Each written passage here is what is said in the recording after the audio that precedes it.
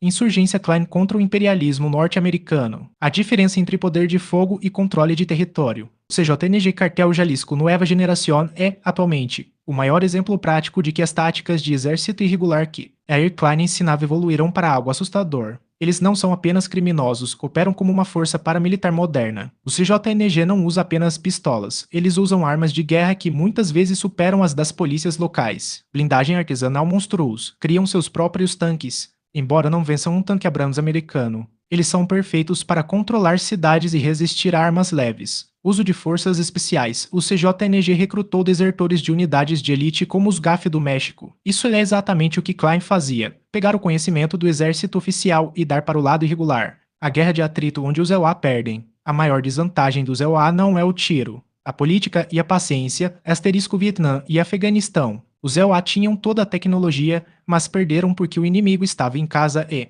não desistia, asterisco se o CJNG ou uma coalizão de cartéis criasse uma insurgência na fronteira. Os EUA teriam que ocupar cidades inteiras. Isso geraria um custo político imenso, uma crise humanitária que a tecnologia não resolve. A infiltração silenciosa é diferente de um exército que usa uniforme. O CJNG está dentro do sistema, asterisco eles possuem uma rede logística que já cruza a fronteira todos os dias. A tática de insurgência aqui seria o cavalo de Troia. As células paramilitares já estão dentro do território americano, prontas para sabotar a infraestrutura, energia, internet, água no momento em que a ordem for dada. Treino de tiro, emboscada em selva, uso de drones com explosivos C4, guerra aérea, mensagens por rádio e informantes, ciberguerra e criptografia de ponta, controle de vilarejos pequenos, controle de portos e rotas internacionais de logística. Seu argumento principal pode ser que a força bruta dos EUA é inútil se o inimigo não tiver um quartel-general para ser bombardeado. Se o inimigo é uma rede descentralizada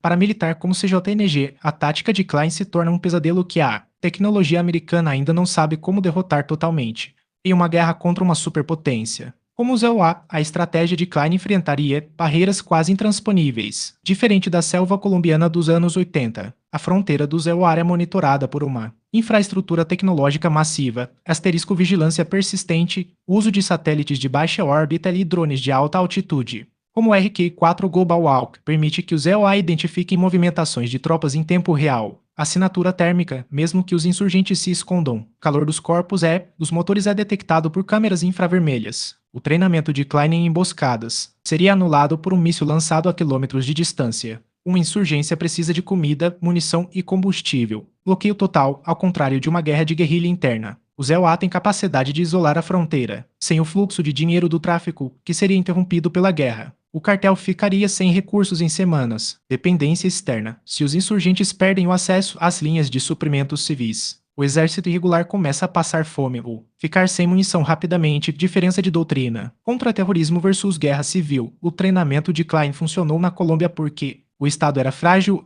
havia uma guerra civil interna. Poder de resposta. Nos EUA, uma tentativa de tomar território ativaria a lei de insurreição. Isso significa que os cartéis não enfrentariam apenas a polícia, mas divisões blindadas e a força aérea. Opinião pública. Um ataque desses uniria a população americana. A guerra psicológica de Klein poderia sair pela culatra, gerando um suporte esmagador para uma retaliação total estilo doutrina Powell. Inteligência humana e infiltração. Asterisco traição interna. Cartéis são movidos por lucro, não ideologia. A CIA e o FBI são mestres em comprar informantes. Um exército irregular criado por Klein seria infiltrado antes mesmo de primeiro tiro ser disparado, asterisco falta de causa popular. Diferente de uma revolução, os cartéis lutam por território de drogas. Difícil manter uma insurgência de longo prazo sem o apoio real da população local, que sofreria com o fogo cruzado, a herança de Yair Klein. O plano mestre que os cartéis ainda podem usar. Ele treinou os homens que mudaram a história da Colômbia. Agora, a revelação de que o assassino de Galan foi seu aluno abre uma pergunta assustadora.